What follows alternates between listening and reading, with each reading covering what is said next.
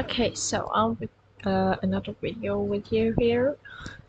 So today we're going to be discussing the glucose. The slide that you can see in here is what we learned in the previous lesson. So yeah, let's just get into the lesson. So glucose. Glucose is basically a compound that you're very familiar with. I'll just write its chemical formula with you. So it's sorry, the highlighter was not supposed to be here. So let's see. Wait.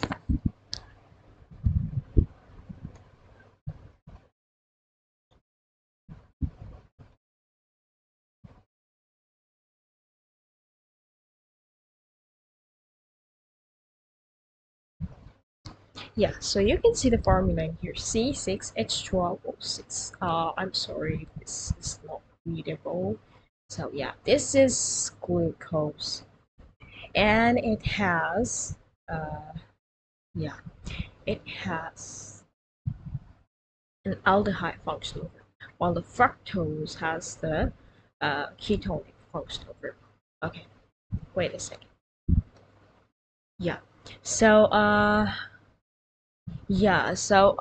it's found in ripe fruits, in the corn syrup, honey, and abundant in grapes, figs, and dates. That these are basically the sources. And in our blood, the normal blood sugar would be 0.08% in combined form, and is found in many disaccharides and polysaccharides. So disaccharides and polysaccharides are what we're going to be discussing, uh, like in next lessons. Stay tuned. Okay. So it's naturally produced in the green plants through photosynthesis. For the synthesis of 10 gram of glucose, 717.6 kilocalories of solar energy is used. That's a big amount of solar energy that's used to prepare just 10 grams of glucose. So which means it can give you like this amount of energy when it's broken down, right? So glucose is stored in molecules as chemical energy and is available in all organisms when we oxidize it in our body. How do we oxidize glucose in our body? That's through respiration. The process of respiration, the slow burning of glucose. Like we just add oxygen. That's why we breathe. Okay? Why do we need to breathe? We need to breathe because we need to oxidize the glucose in our body and produce energy for us to be able to move, to be able to conduct our basic life activities. Okay, so next thing that we have is fructose. It's most abundant in nature, and it's also known as the fruit sugar. And there's galactose. Galactose is basically found in the milk. It's a disaccharide. Okay. So, what's the chemical structures of monosaccharides? So, they are usually found as open chain structures, like crystalline structures, and they are dissolvable in water. They can like solve themselves in water, and they convert to ring structure. Okay, I'm going to be showing you a little diagram about it later. Okay, so ribose, it exists in an open chain structure in dried form and in a ring structure when in aqueous form. So when it dissolves in water, the aldehyde group's oxygen would react with the second last carbon and form a link between the carbon 1 and carbon 4. Okay, and the OH group, the hydroxyl group of the fourth carbon would shift to the first carbon. I'll show you a diagram. So this is the acyclic ribose, which is a straight structure, and you can see the first carbon has double bonded oxygen with it, and yeah, that's an aldehyde. Okay, so it's got a double bonded oxygen with it. So when the oxygen's one bond number, like oxygen's two bonds, right? So one bond would just go to the second last carbon, which is carbon number 4. I'll highlight it for you. Look at this, okay? This is the first carbon, and this is the fourth carbon. And there are two bonds, okay? So one bond which is go to the carbon fourth, okay? And when the one bond goes to the carbon fourth, this ring structure forms right here. Okay, you can see this ring structure. This is the fifth carbon. This poor guy is just excluded from the ring. Okay, yeah, that's how you form a ring structure of ribose, and it dissolves in water. Okay, next step we've got more chemical structures of monosaccharides. So pentoses and hexoses and ring structure would either exist as alpha or beta bond, which depends on the position of hydrogen and oxygen on carbon number 1.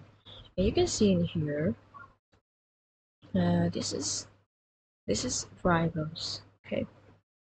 But what kind of ribose is it? What kind of pentose is it? It's got the OH group is downward, which means it's an alpha sugar. In this one, the OH group is upwards. Oh, sorry, both have downward OH group. I am kind of sorry. Yeah, so if it had the OH group on this side, it will be a beta structure. Okay, so I'm sure there's another image, or I'll just draw it for you. Yeah, I'll just draw it for you.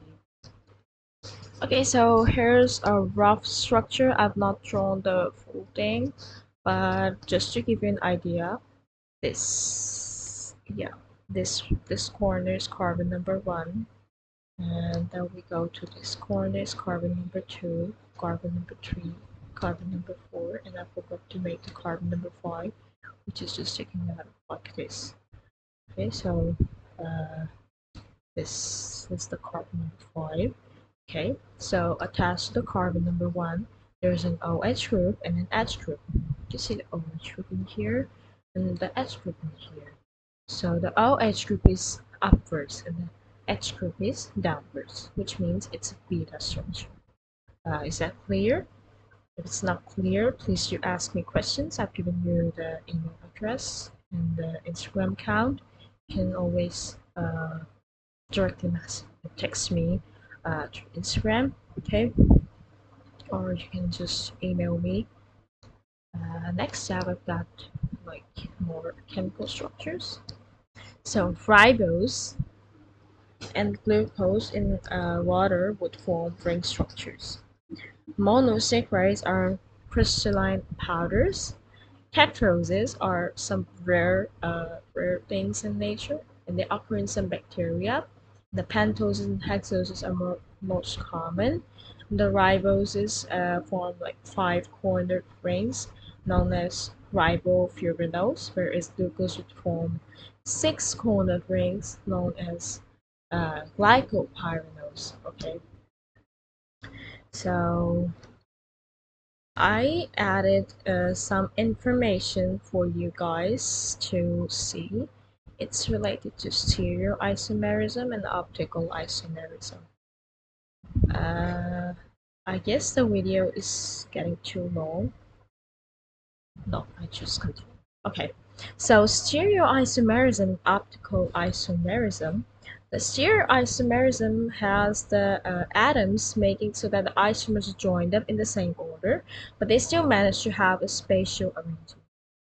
And in optical isomerism, the stereoisomerism, it's also kind of stereoisomerism, where the optical isomers are two compounds containing the same number and the kind of atoms, but they are bounded in different spatial arrangements of atoms, and there are non-superimposable mirror images. Like your hands, you can put one hand on the other, it's not superimposable on one another. Okay, so yeah. Yeah, so the example of the stereoisomerism is like glucose. You can see the stereoisomers are the molecules that have the same molecular formula, but they differ only in how atoms are arranged in two-dimensional space. So enantiomers are the type of stereoisomers in which the molecules are non-superimposable mirror images, like I told you about your hand. This means that the molecules are mirror images, but they cannot be placed on top of one another to give the same molecule. One example of an enantiomer would be uh, dextrorotatory and levorotatory glucose. I'll draw it for you. And dextrorotatory are the right-handed and levorotatory are the left-hand molecules.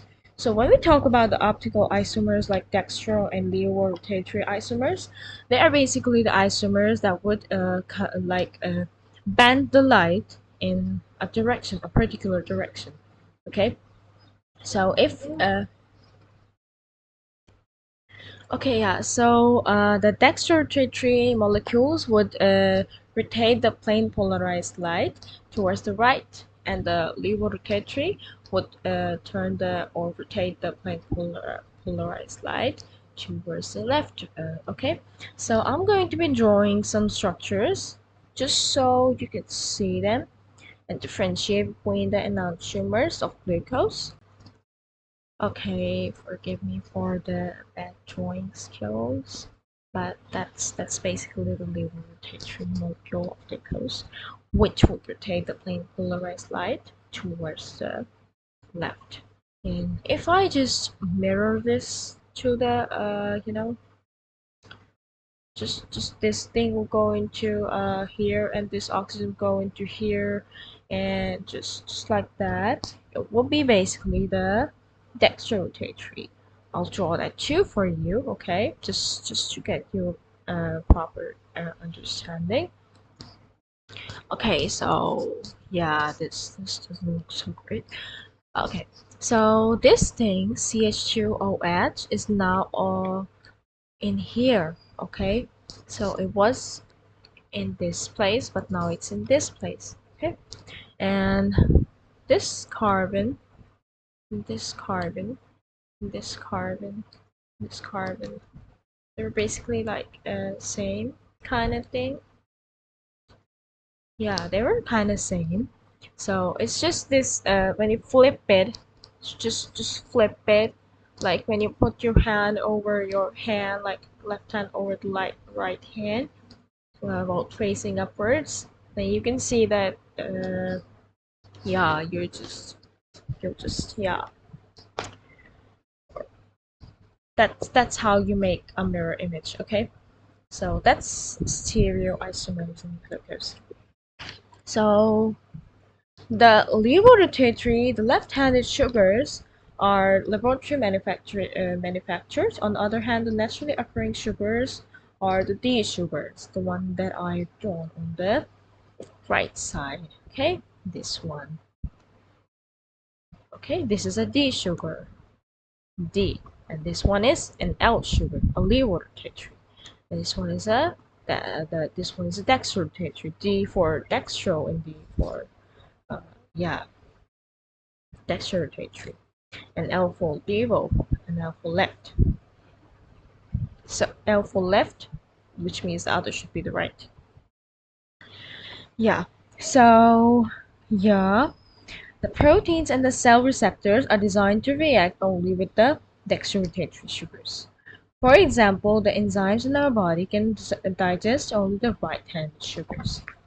Right-handed, which means dextrorotatory sugars. Likewise, metabolized by the right-handed enzymes.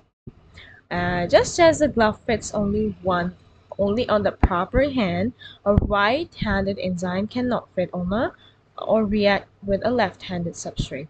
The substrate must fit on the proper active side of the enzyme for the left-handed substrate. Okay, the enzyme must be left-handed. So you can see how we can like make a sugar which is like you cannot digest. because it's a left-handed sugar and your enzymes are all right-handed. Okay, yeah. So there are some examples and functions of monosaccharides. The first one is a triose, which means it has three carbon atoms. You can see C3 at 603.